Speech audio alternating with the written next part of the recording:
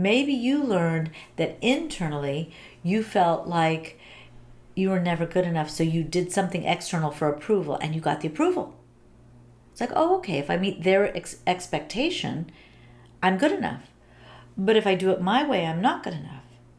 But you have to follow that memory back. So ask yourself where you learn to feel that way in a given situation.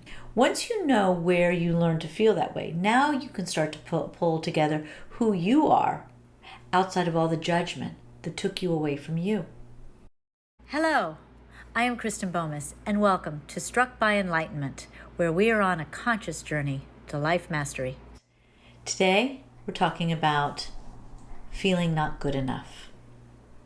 And I use that term in a very general context because everybody feels it at some point in their lives. And what's important is to start to recognize where you feel that, because it's laden with old beliefs. Anything from doubting yourself to thinking your dreams can't come true to thinking you're really not good enough. So much can be hidden inside that one challenge.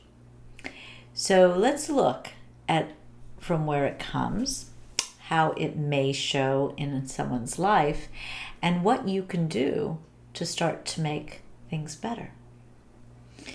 Oftentimes when we look at that fear of not being good enough, it comes from early childhood, where we learned that what we wanted and who we were was different than the expectations that were being put upon us. And so consequently, we undo or kind of tweak what we want for ourselves in order to match the external world and the expectations being put upon us.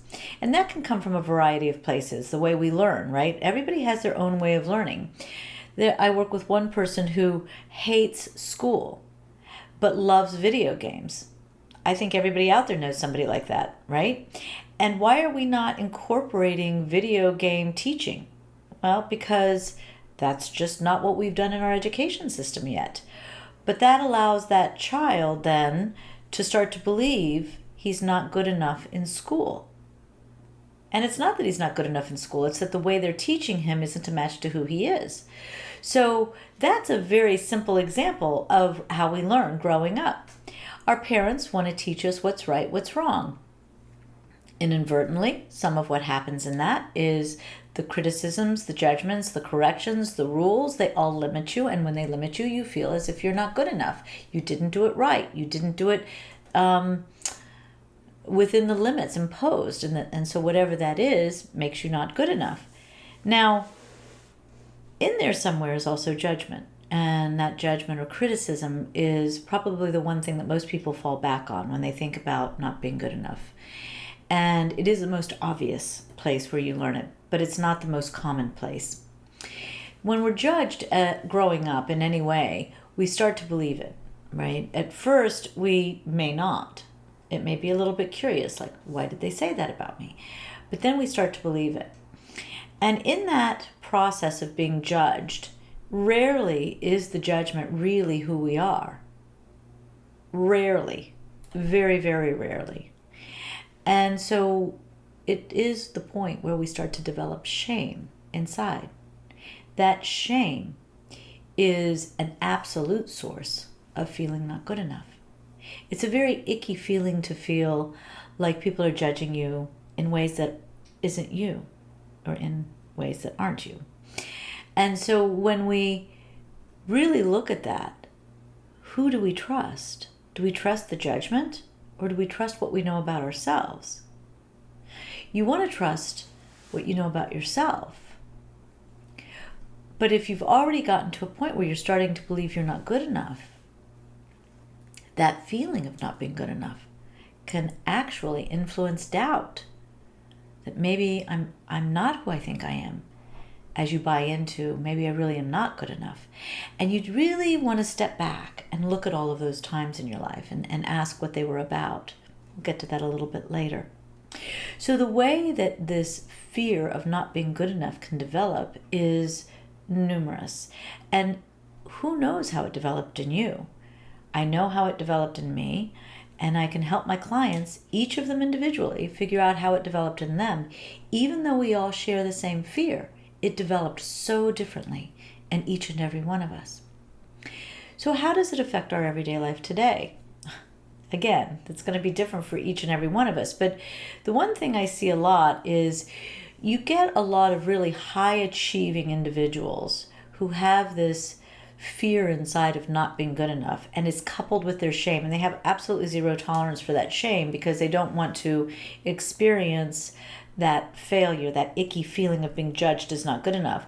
So they achieve and achieve and achieve to show everybody they are good enough, right? And so a lot of your, if not all, of your high achieving people are going to have an element in here that is coming from their fear of not being good enough.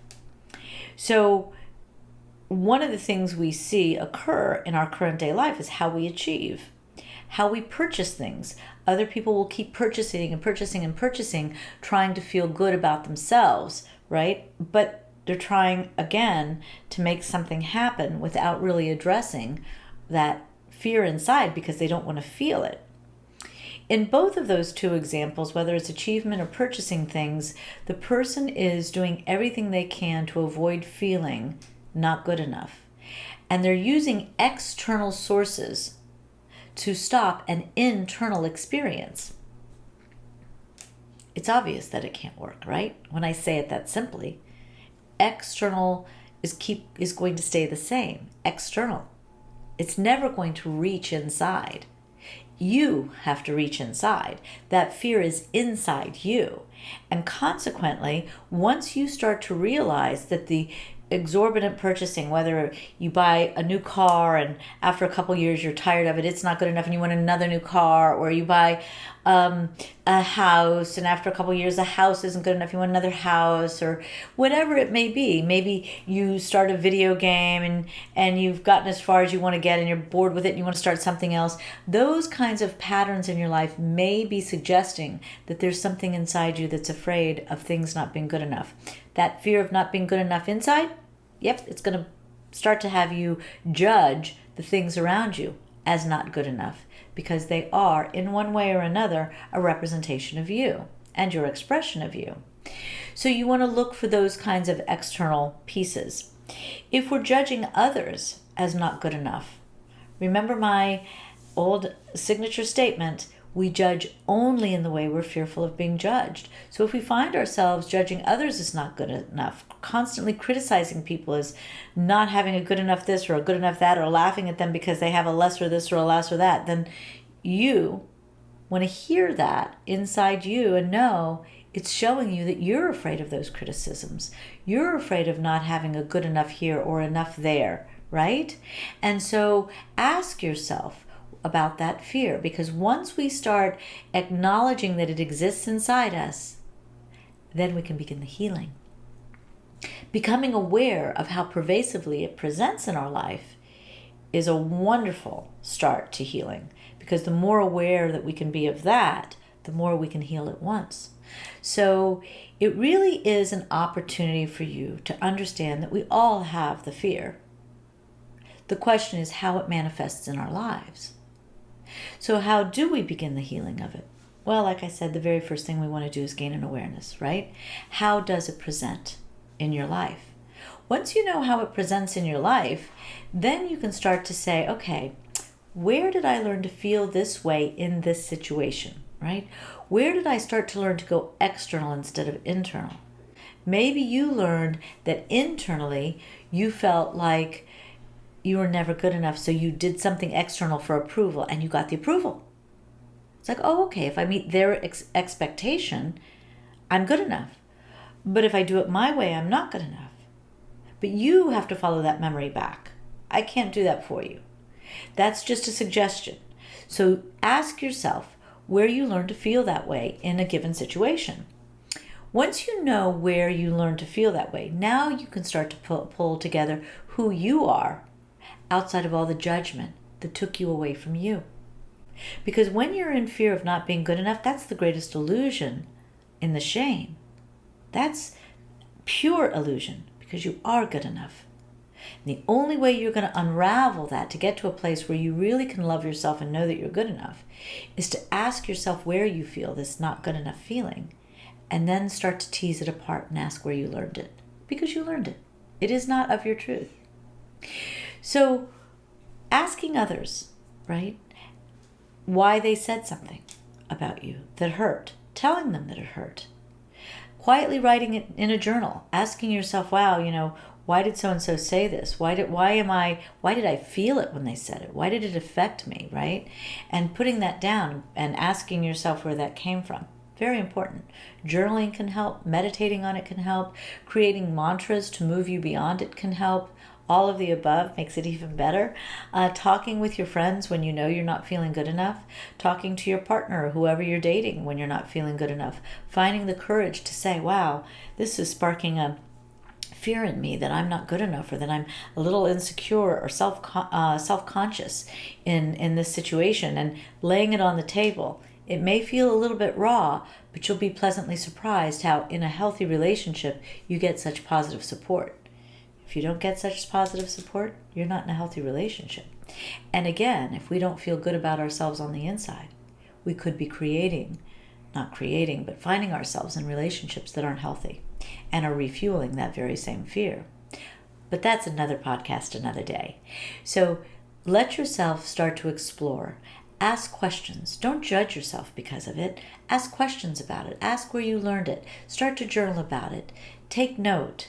Talk to friends. Talk to people. Talk to anyone. Write to me.